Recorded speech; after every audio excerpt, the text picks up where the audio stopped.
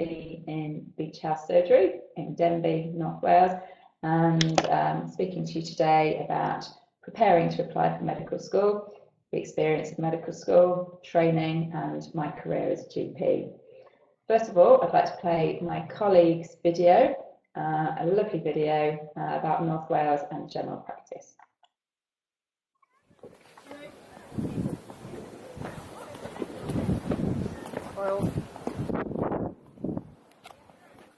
My name's Dylan Parry. I'm a GP in Old Colwyn. I've been there for 17 years now, and I'm also a trainer. So in this video I'm hoping that I can give you a taste of what it's like to be a GP here in North Wales.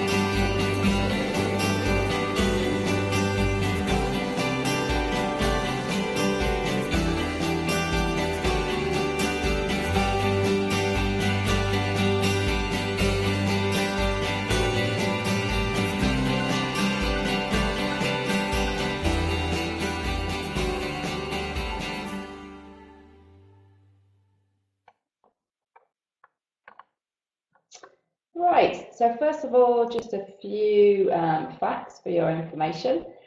We currently have 10% of GP trainee posts are available now to fill. 12% of GP posts are vacant in Wales. Wales has 2 excellent medical schools. The Royal College of GPs has called for 500 new GP posts within Wales. Wales gets the top rating from trainee doctors, and over 54% of GPs are retiring in the next 5 years. So you want to be a GP, it's a brilliant job, go for it. So how do we get there? So presuming that you're in maybe years 11, 12, 13, ideally, or more easily, you'd be picking science A levels. I did biology, chemistry, maths at A level. It has changed since my day because now you have to do the UCAS or BMAT test. We'll talk more about that in a minute. You also have to do a personal statement, and you have to have an interview to get into medical school. So if we just go back briefly, talking about the UCAS, this is a test that you have to do from July to October, and you have to do an online registration, which is between May and September. There is a fee for doing this. It's £65 if you apply early, £87 if you're later to apply. There is, however, a bursary from financial support with that. There are test locations across the country for this, so there's no need to be concerned about that. And the advice with that is definitely to practice. There's plenty of online modules, books, courses all out there, and it is a case of practice, practice, practice. Moving on to your personal statement, here's some top tips for you. Firstly, be honest. No point in any falsehoods there. Why do you want to be a doctor? Talk about your hobbies and your interests. Have you got any sporting achievements? Have you set up any clubs? Anything like that. There's also a bit of an emphasis on jobs or volunteering.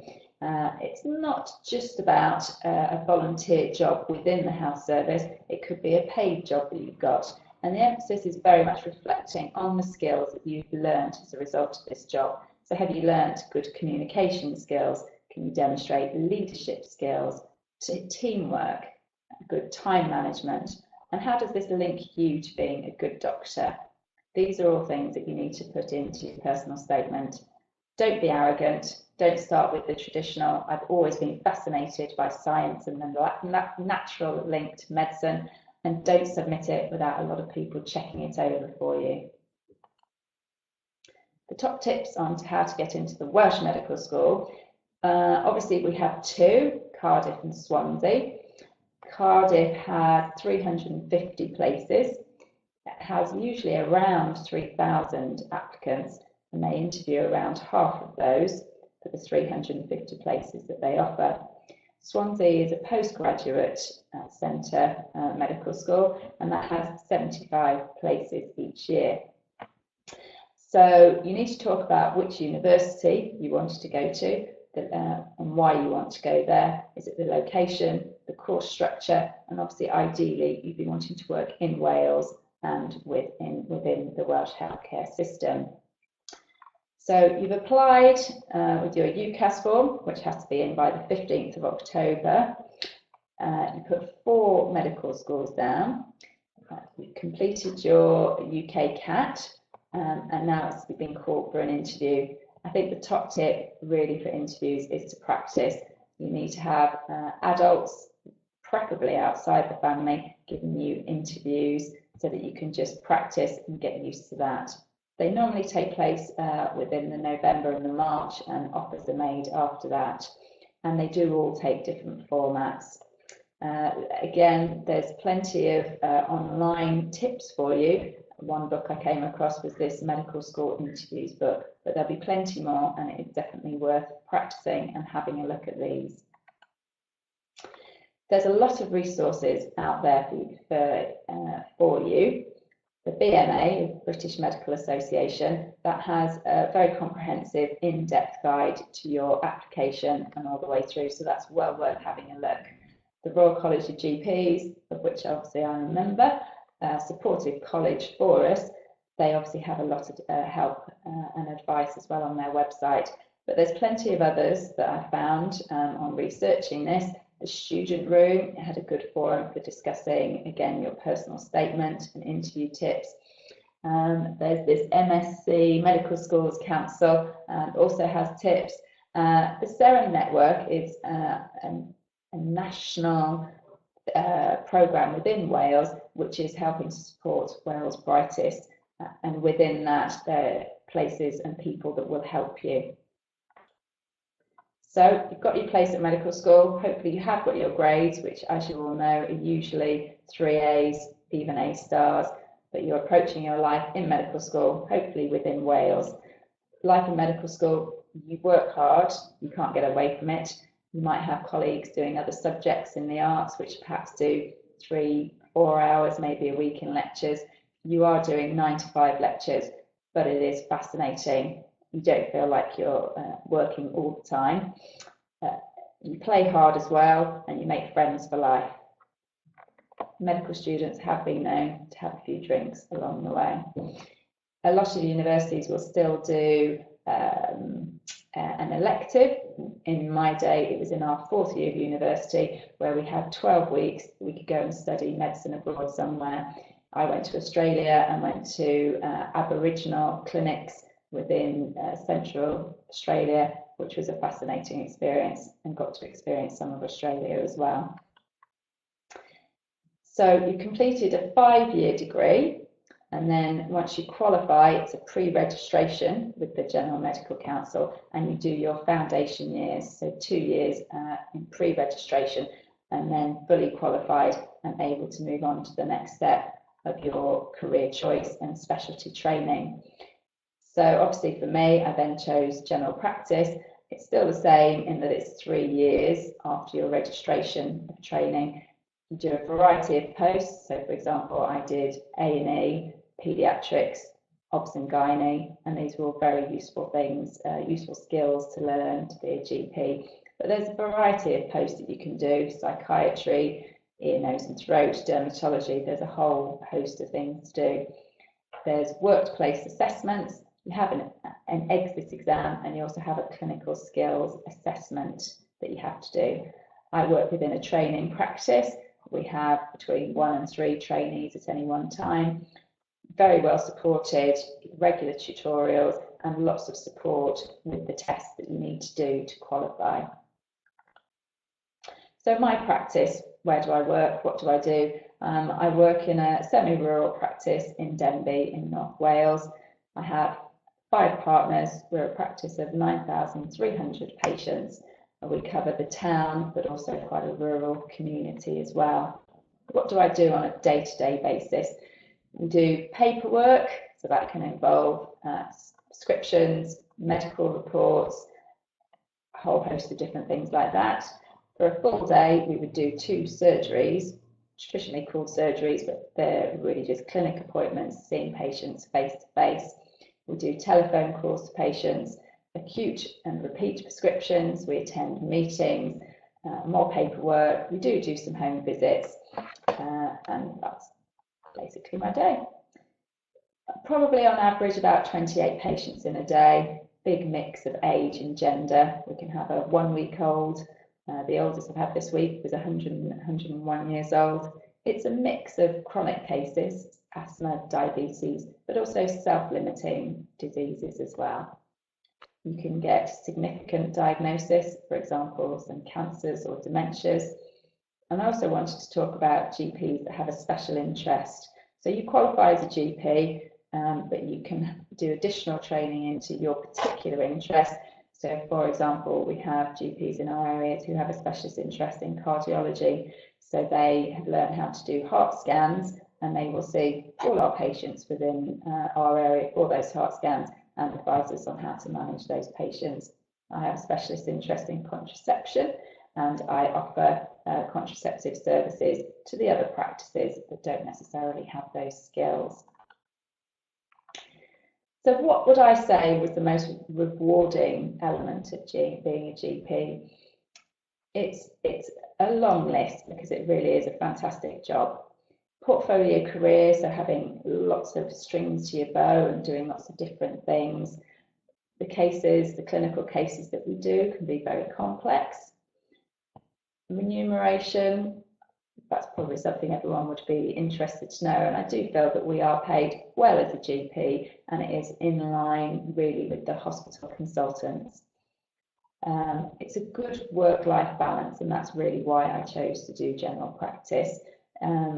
I'm a mother of 3 girls, and I think I have enough time with them, but I also have enough time in my practice to feel to feel fully involved with the practice. I also love the continuity of care, the fact that we have whole families registered with us, and that I know, from grandmothers to the grandchildren, and that's a fantastic part of it. It really is. GPs also have an independent status, so we are contracted from our health board, and this gives us the independence that we need. It means that we can decide if we need another doctor, another nurse, and those things can happen very quickly because there's no red tape involved. So what would you need to think about what you want from your career? A GP is likely to have it all. Now time for any questions. Thank you very much, Nikki. Here at Careers Wales, we've had quite a few questions sent in from schools across the area, so I'll just mention those to you now. Students have been interested to ask, what A levels did you choose? I chose chemistry, biology and maths, but I did do an AS level in Roman history for my own interest. Lovely. And what grades did you get in your A levels? 3 Bs in my day. It was a lot less then. I applied to Sheffield Medical School where I got in with my 3 Bs, but I'd also applied to London, and London had lower offers at that time. The other thing I didn't mention, I would like to mention, if you are doing arts A levels and you've now realised that you have an interest in doing medicine, don't let that put you off, because there are a number of universities across the UK, including Cardiff, that offer what we call a preliminary year. So you will then do 6 years instead of the 5 years if you've done science A levels. That's a really interesting fact to know as well, because sometimes people do change their career. Yes. So you mentioned you went to Sheffield Uni. What made you choose Sheffield? It was partly the curriculum. It was a very good curriculum, and we got onto the wards and started to see patients very early. But it was also to do with the fact that Sheffield sits in a very lovely area around Derbyshire and the Peak District, and quite keen on outdoor walking and things. As Dylan mentioned in his video, North Wales is brilliant for its outdoor life. Also mentioned that, I don't think he mentioned, we have the surfing lake, we have Bounce, the underground, Bounce below, and there's the Zip World. The Zip World. So we have all of these things that are worth coming to North Wales for as well. Yeah, it's fantastic, isn't it? So just a couple of questions left. People also wonder, is it difficult giving patients bad news? It is difficult giving patients bad news. It is a difficult part of the job. It's a very important part of the job, and you do get some training within that. It's obviously important to be sensitive, to give the patient the information, as much information as they want, and that can vary. It's important to make sure if they want family, friends around at the time of that, you usually start with a warning shot, and then you have to take it from there. But yes, it's a difficult part of the job. When you're involved with families, the whole process, it can also be a rewarding part of your job in a strange way. Thank you. Did you consider other areas of work, and what attracted you to becoming a GP? When I worked in hospitals, I enjoyed working in the hospitals, but I felt GP offered the holistic approach, as we would say, so taking into account everything about that person and about their family and the continuity of care. And to be honest, there was less on-call involved with GP than there was in the hospital. Thank you. We have had other questions as well, but I think you've covered those in your presentation already about pay and top tips for interviews, a really popular question. So thank you very much. That's fantastic, and thank you so much for your time, Nikki. Thank you.